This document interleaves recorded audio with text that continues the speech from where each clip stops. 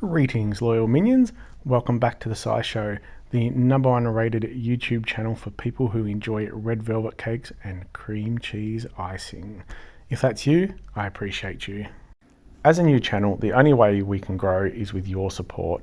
So jump on board before everyone else, gently caress that subscribe button, and let's take this great little community beyond the horizon.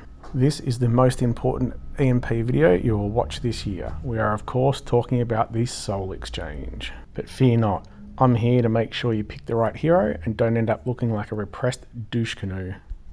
So stick around to see the best hero at each tier, and also stick to the end to see my best overall hero and who I choose.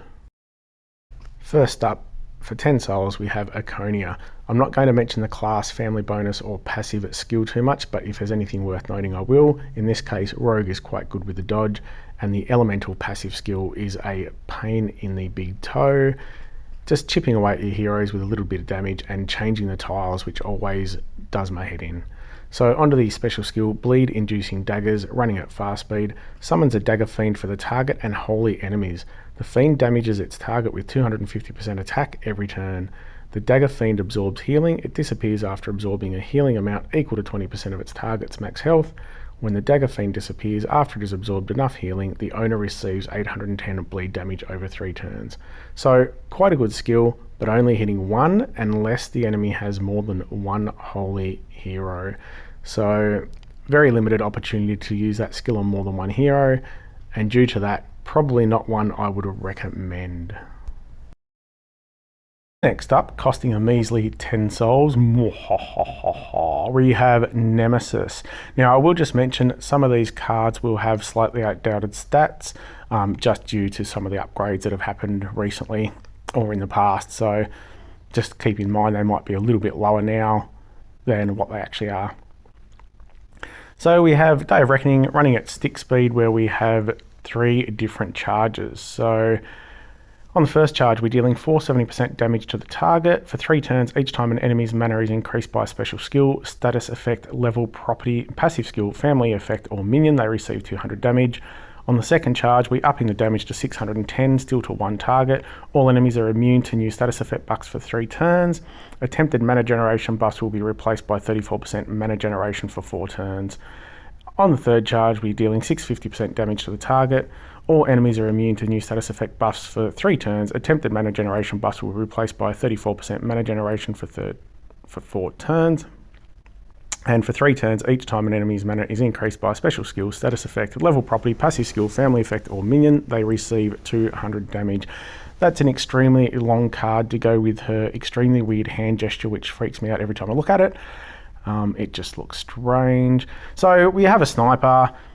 Snipers are not as good anymore as they used to be. She's doing decent damage, does have a few good secondary effects, so you know that can be useful against tanks like maybe Nautica, but again they're already dropping out of normal rotation. So but someone like a Nautica that adds that mana,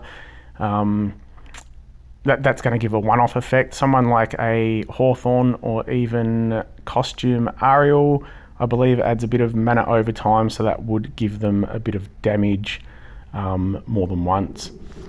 The only issue is with these type of multiple charge heroes is you don't always know exactly what you're going to get as to when you may need to fire them. So you can see in the second charge it loses the damage for the mana boost. So if that's what you're wanting, you may need to do one, you know, on the first charge, or wait for the third, in which case it could be too late. So overall, not terrible, but we'll keep moving on. Adria. As we can see, we've got average speed, Spirit of Spring. Summons a Spirit of Spring minion for all allies with 30% HP inherited from the caster. When summoned, the Spirit of Spring minion boosts 100 health for its owner as long as the owner has a Spirit of Spring minion.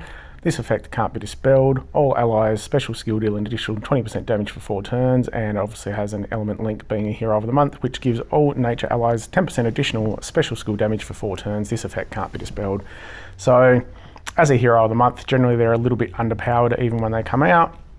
A skill is not overly useful. Depending on your roster, it may work if you're mixing with other minion casters, but these minions themselves aren't fantastic. They do give the the boost for the health, but it's not huge. But again, if you've got it working in tandem with other minions, could be slightly useful, but overall about as useless as a wet pair of socks in winter.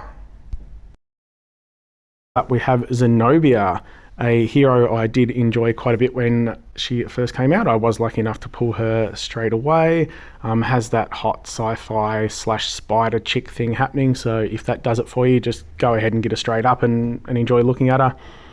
Onto the skill, we have Dual Sting running at average speed, deals 320% damage to the enemies on the edges of the enemy formation. If there is only one enemy alive, the damage is doubled, and alters the power of all fire shields on the board. When an attacking hero casts a special, the shield becomes enhanced with 64% attack. When a defending hero casts a special, the shields become weakened with minus 57% attack. I've never cared much for that mechanic on defense, as I don't believe it impacts at all. But obviously on offense, those extra attacking shields can be quite useful. So again, being on the 10 soul level, not going to be hugely relevant in the current meta, but if you only have 10 souls, this is definitely an option, mostly due to the use on Titan teams. So with those 64% attack to the red tiles, is going to really boost your Titan scores if that's what you need, especially against those green Titans.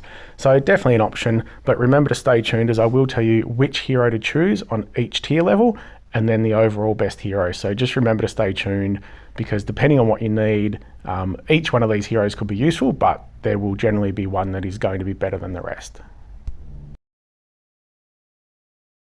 Ullius, who has quite a long card as well, has a bit of a Harry Potter vibe going on, you know, if he was about 140 years old and looked slightly strange.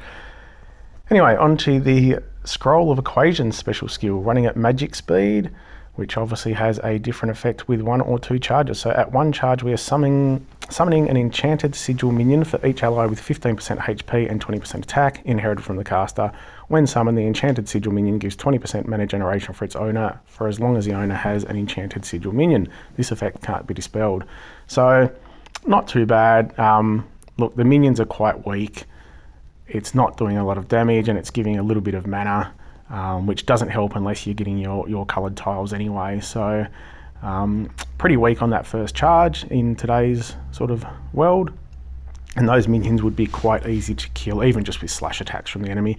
On the second charge, we're summoning a Cursed Sigil Fiend for all enemies. The Fiend damages its target with 100% attack every turn.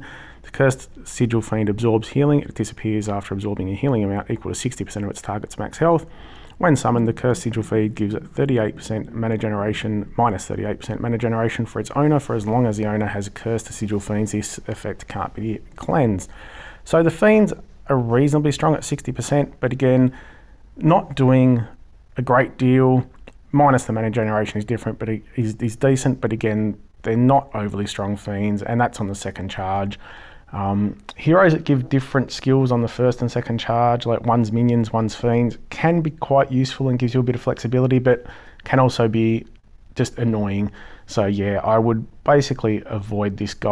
So there we have it for the 10 soul tiered heroes, disregarding Liadria and Ullius, and honourable mentions to Iconia and Nemesis, as they are valid choices depending on your heroes and roster. My winner is Zenobia. And onwards and upwards to the 15 soul tiered heroes. Soul level, we have Becky. So Becky's looking quite princessish, bit of a weird looking head on her, but you know, it is what it is. Some people go for that. So we have Wand of Mana Control, which is running at magic speed. So again, we have the 2 different charges. On the first charge, we're dealing 350% damage to the target, and each time the target activates their special skill during 3 turns, mana of all other enemies is reduced by minus 15%. So whilst that may sound reasonably good to start with, it is only affecting one target, and you have to wait for the target to then activate their special skill to get the secondary effect of the mana reduction. So the chances of the target going off more than once in that 3 turns is very, very slim, so therefore not overly great on the first charge.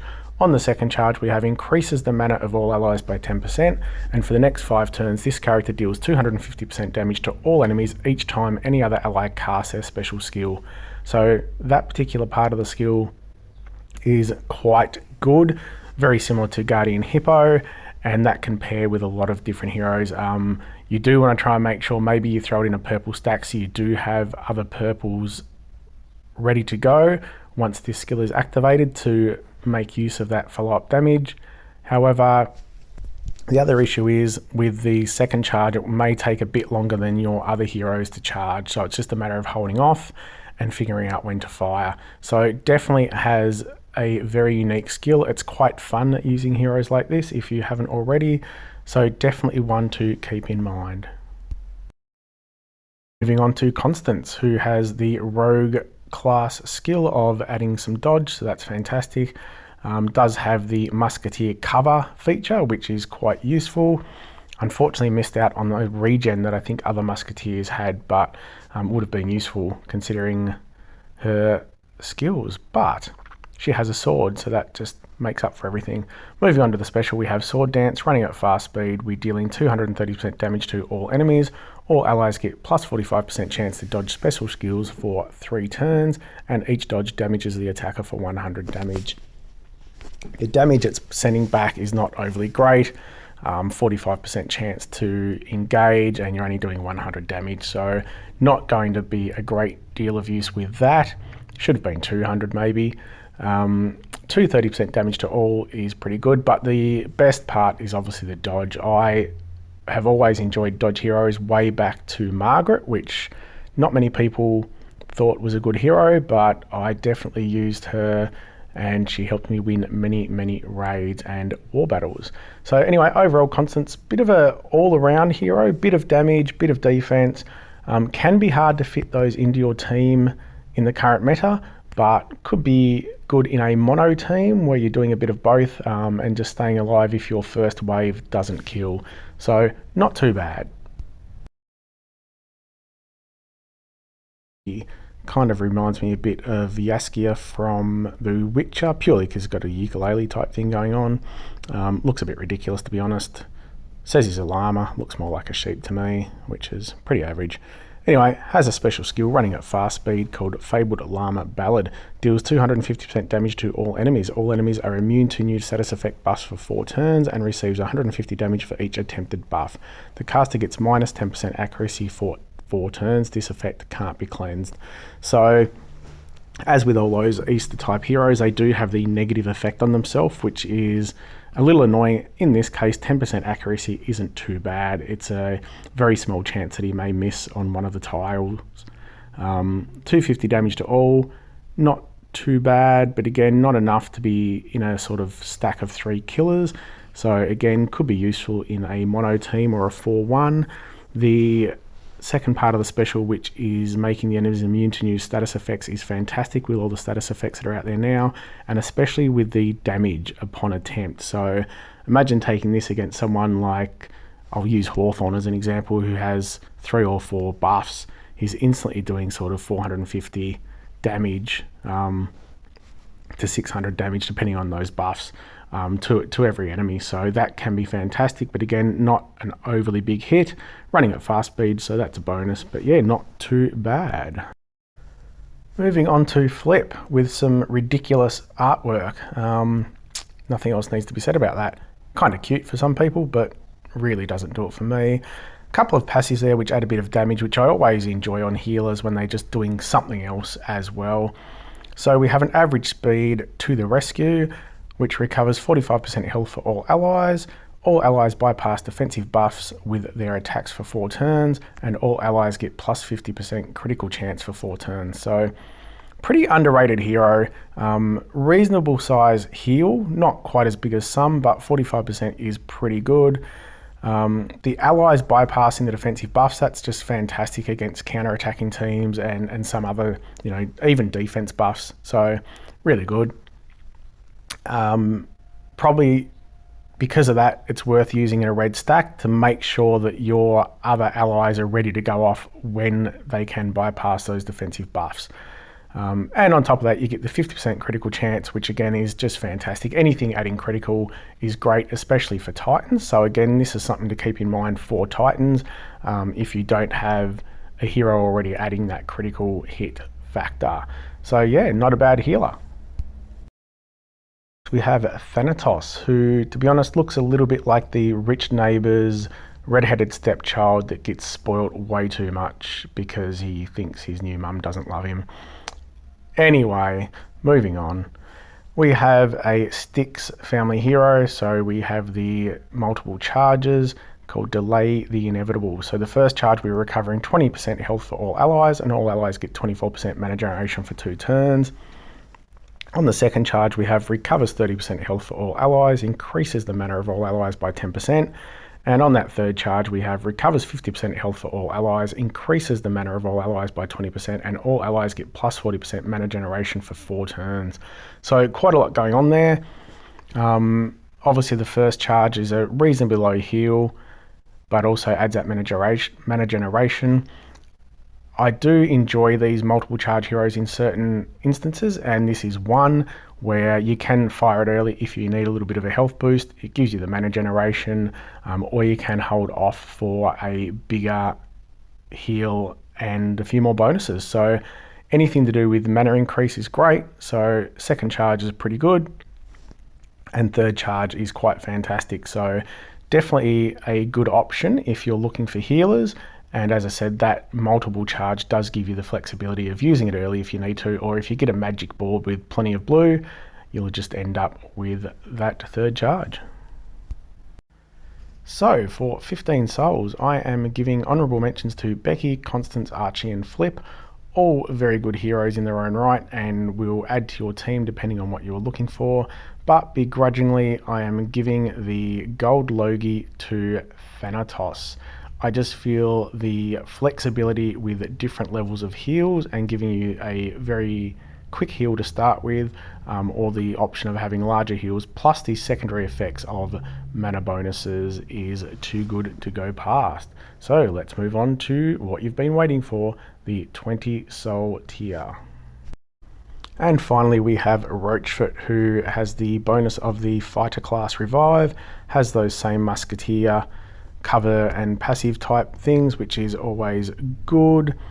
And we'll have a look at his special. So we're running at average speed, dishonorable ploy. We're dealing 565% damage to the target and minor damage to nearby enemies. If the target is defeated in 3 turns, all enemies receive 626 damage. So that is quite good, but you do need to time it well to activate it. So the first hit itself is decent, not humongous, but quite decent. But again, the follow-up damage is fantastic as long as you can time it. So therefore, you would really want this guy working in a stack of purples. He doesn't quite work out if you're running your stacks based on fast speed, as he's going to be a little bit slower. But definitely works if you can get those 3 matches to get your average heroes fired, charged and fired. Fire this guy maybe second, so do some damage with someone else, fire this guy second, and then try to finish off with someone else. It just means the rest of the team's getting all that damage as well. So it sounds great. It isn't quite that easy to make it work, and unfortunately sometimes when you do your initial damage you may end up killing them, which means you don't get that secondary effect at all. So in that sense, he does remind me a little bit of a catfisher on Tinder, where they've got the super filtered profile pictures. They look fantastic, but in person just not quite there. I will give you a Queen Gulong. Bit of cutesy artwork, but nothing fantastic. We have a special skill running at average speed called the Queen's Radiance. We're dealing 330% damage to all enemies. All allies get 10% mana every time an enemy uses their special skill during 4 turns. And the caster gets Vengeance for 4 turns. If Vengeance is dispelled by enemy's special skill, all enemies receive 525 damage. Straight up with those sort of skills, I'm thinking they're not suitable for defense overly. It can work on defense, but if someone's not bringing a Dispeller against you, then you're basically wasting that follow-up damage. So I would suggest taking in a stack of maybe 3 if you've got really big damage dealers as the other 2, or 4 or 5. And making sure that you're taking this against a team that has a Dispeller. ensuring that you get that bonus damage, as that bonus damage is pretty good. The 330% hit is decent all up. Getting 10% mana every time an enemy uses a special skill. I'm a fan of free mana no matter how it's coming. In this case, you do have to take some hits from the enemy, but if you're surviving that, then that mana can just be the difference between having your heroes charged and firing. So not bad overall. I am actually not 100% sure if the Vengeance skill is activated if the Daichan minions steal it. So that would be an interesting one to find out, but again, just an added bonus if it does, because a yellow stack against Costume Daichan is fantastic, so just keep that in mind. Next we have Xandrella, who has the elemental bonuses. That passive, again, slightly annoying, changing the tiles, giving a little bit of damage. We have an average speed special of Staff of Mana Control, so we're dealing 450% damage to the target and all ice enemies. Automatically does 407 damage to the target and all ice enemies when their mana is full, and reduces their mana by 50% for 4 turns. Alters the board of all nature shields on the board. When an attacking hero casts a special, these shields become enhanced and give it 37% more mana. When a defending hero casts a special skill, the shields become weakened and give it minus 30% less mana. So, sounds like a really good skill, but only against blues. So, pretty much you're doing the damage to one person, unless you're going against a team of 3 or more blues. It seems kind of pointless. So again, it sounds great, and if you live in a world where there's mono blues teams that you're attacking everywhere, then go right ahead. We again have a Styx hero with multiple charges. We are calling it Sweet Dreams. This image does not give me any sort of sweet dreams whatsoever. It's a little bit freaky, to be honest, but anyway, at 1 mana charge we're dealing 170% damage to all enemies. All enemies are immune to new status effect buffs for 2 turns. On the second, we're dispelling buffs from all enemies. We're dealing 270% damage to all enemies, and all enemies are immune to new status effect buffs for 3 turns. And on the third charge, we're dispelling buffs from all enemies, dealing 335% damage to all enemies, and all enemies are immune to new status effect buffs for 4 turns. So I am a big fan of making the enemy immune to new status effect buffs. It's fantastic. It can just give you so much control over what's happening in the battle. And here we generally get to the second charge quite easily on these Styx heroes, so the fact you're actually dispelling the buffs from all enemies as a priority, then you're dealing the damage, and then you're actually making them immune to new status effect buffs afterwards. So that is a pretty impressive hero right there. And last but not least, well actually last and least, is Cell. Artwork is a little bit all over the shop, to be honest. Anyway, moving on, we have a slow speed special called Summon Rock Golems. We are summoning a Rock Golem minion for each ally with 40% HP and 50% attack, inherited from the caster. The Rock Golem minion gives its owner Golem's Stone Skin when summoned, and again every 3 turns. This effect can't be dispelled. Golem's Stone Skin drops all damage dealt to the owner to 1, but is removed after 1 hit. So I have come up against Cell quite often, especially in Rush Wars, which obviously being a slow hero, that's a place where you see them quite often. I have never really struggled at all. There are a lot of minion removers. There's a lot of things that deal against, that sort of take care of minions quite quickly if you need them. I personally don't even care about Cell when I come up against her. The stone skin of the minions can be slightly annoying, just meaning that it drops your damage to 1 or makes you hold off on casting a special. But they are quite weak, they don't activate enough, and it's just so easy to get around them, it's not funny. So yeah, sounds great. I do like the idea, but it just doesn't quite work in my opinion.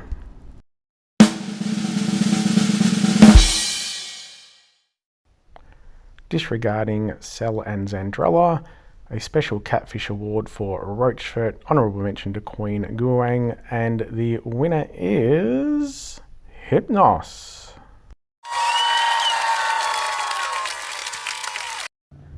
I myself will be choosing Hypnos. If I had to take someone else, I would take Thanatos, even over the 20 soul heroes.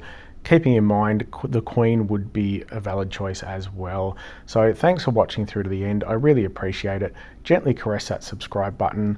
Look over here or over there or up there or down here for links to some other videos you may enjoy. And just remember, let's keep this thing growing and get it beyond the horizon.